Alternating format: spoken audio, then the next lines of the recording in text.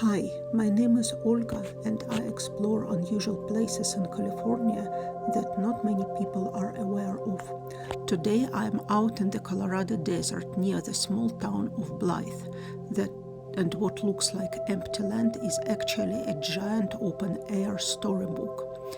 As the drone rises, watch what starts to appear.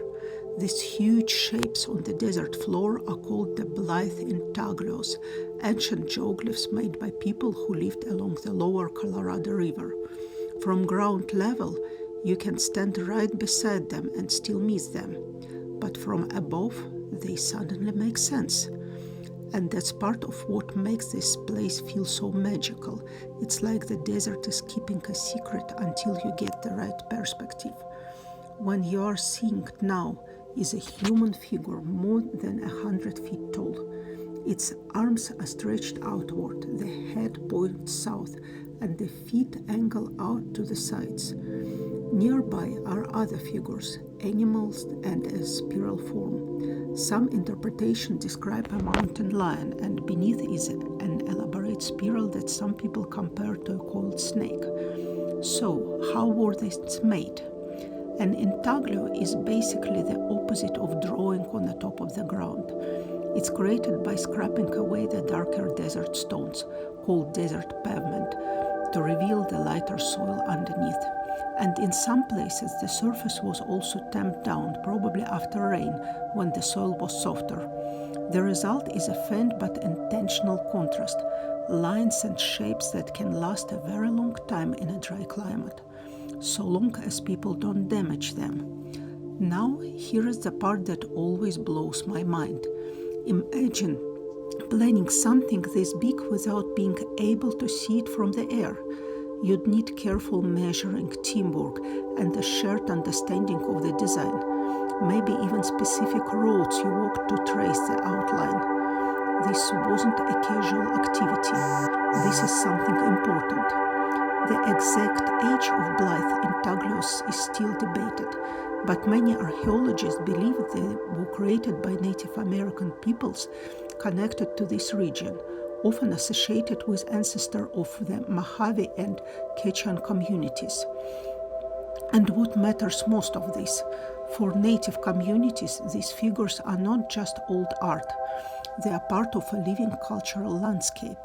Some Native oral histories speak of powerful mystic characters, creators, animal beings, and forces that shape the world. There are stories of a mountain lion who can change into a person and help the creator with this earth. So when you look at these figures, you are not just seeing shapes. You are seeing a place where story, spirituality, and land all connect. And the desert itself becomes the medium, not a museum wall, not a monument, just open space, sky above, and meaning underfoot. The first aerial photographs that brought wider attention to those geoglyphs were taken in 1932, and back then the figures were more intact. But for years, people did not realize what they were driving across. Off-highway vehicles left tracks that cut throughout the lines and erased details. The desert is tough, but it's also unforgiving. A single set of tire marks can stay visible for decades. Protective fencing did not arrive until later, and by that time a lot of damage was already happened. If you look careful from the drone view, you may still notice scars, subtle but permanent.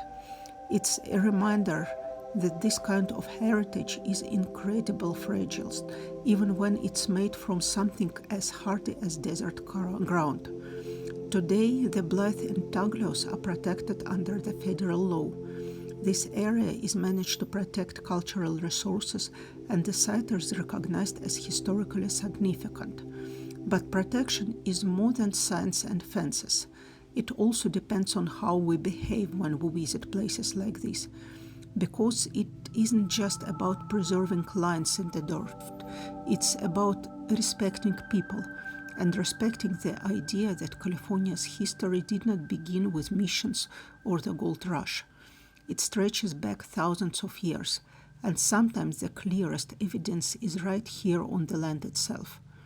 What I love about this place is the quiet. No crowds, no souvenir shops, no big dramatic ruins, just earth, sky, and those enormous figures that you can only truly appreciate from above. So, if you even find yourself near Blythe, remember, you are not just passing through desert, you are passing through a chapter of human history written directly into the landscape. Thanks for exploring this hidden California place with me. If you enjoy videos like this, please like, subscribe, and come with me on the next adventure. I'm Olga, and this is California, written in the desert.